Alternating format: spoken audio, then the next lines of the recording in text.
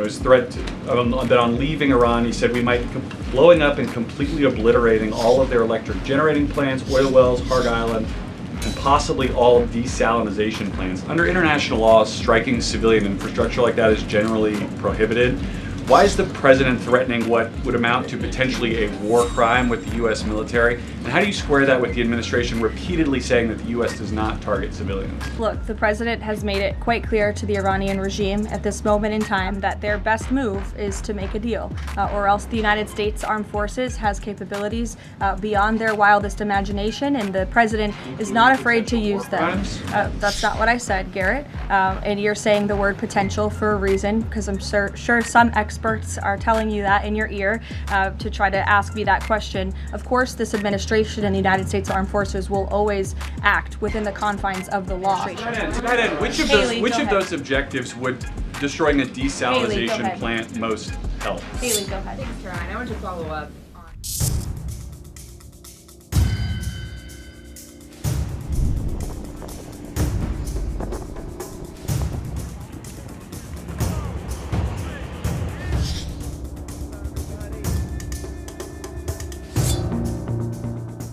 But there are now hundreds of U.S. Special Operations Forces, including Navy SEALs and Army Rangers in the Middle East, as well as thousands of other troops already deployed. So is he trying to end or intensify the conflict?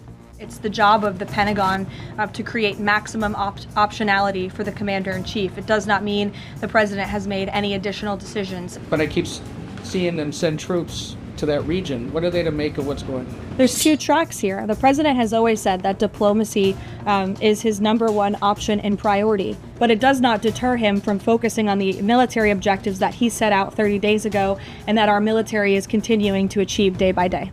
Americans are sort of seeing these conflicting messages between the United States and Iran. And he's also said that Iran has agreed to most of the 15 points. We just heard from Iran again. They're saying no negotiations are taking place. They're calling the proposal excessive, unrealistic. So how do you square that? How do you explain that discrepancy between the two? I think the American people are smart enough not to take the word of a terrorist regime that has chanted death to America for 47 years at their word. And I hope the journalists in this room are wise enough not to take an Iranian regime that has repeatedly lied about our country, about our values, about everyone in this room, frankly, for nearly 5 decades. How do you ensure that you're making a deal with the people who can actually implement it? They lied to the United States and they strung us along in negotiations, and that was unacceptable to the president, which is why many of the previous leaders were killed. The president has laid out the military consequences that the Iranian regime will see if they don't hold true to the words that we are hearing privately behind the scenes. The president has set a deadline for April 6th in just 1 week. What does the president need to see to not move forward with those strikes by April 6th? He wants to see a deal over the next 10 days. That timeline is waning, several days left, and we'll see. I won't get ahead of it. We'll see what happens in the end of the 10-day period.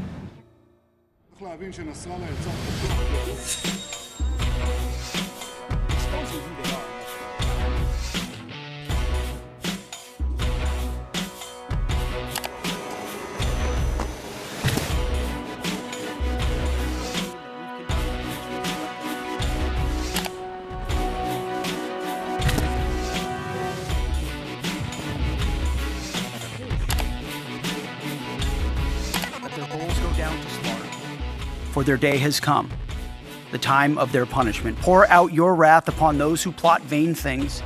Grant this task force clear and righteous targets for violence. Let every round find its mark against the enemies of righteousness and our great nation. And overwhelming violence of action against those who deserve no mercy, and wicked souls delivered to the eternal damnation prepared for them.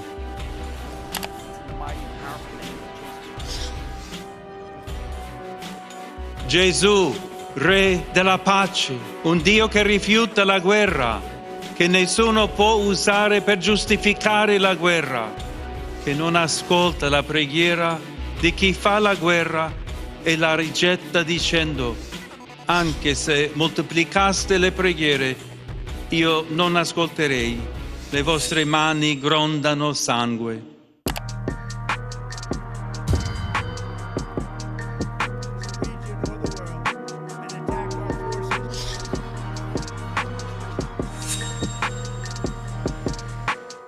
Back during the Persian Gulf War, 1990, 1991, Arab countries paid for the vast majority of the cost of the war.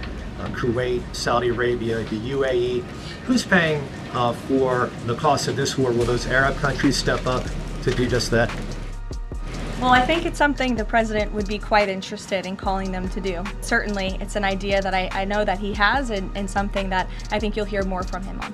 American-made landmines have been spotted on the ground in Iran. Did President Trump sign off on using U.S.-made landmines in Iran? I don't have any comment on that report today. Whether they're being used at all? I don't have any comment on that. Karen. Would President Trump declare victory and wind down military operations if the 4 objectives are met but still passage remains quite slow through the strait? The objectives of Operation Epic Fury are as follows: destroying the Iranian Navy, destroying their ballistic missiles, dismantling their defense industrial infrastructure that produces those weapons from ever obtaining a nuclear weapon. The full reopening of the strait is something the administration is working towards, but the core objectives of the operation have been clearly defined for the American people by the Commander-in-Chief. Iranians were in contact with are being more reasonable this time around in discussions. What specifically are you hearing that is leading? I'm not going to detail the private and sensitive conversation. Generally speaking.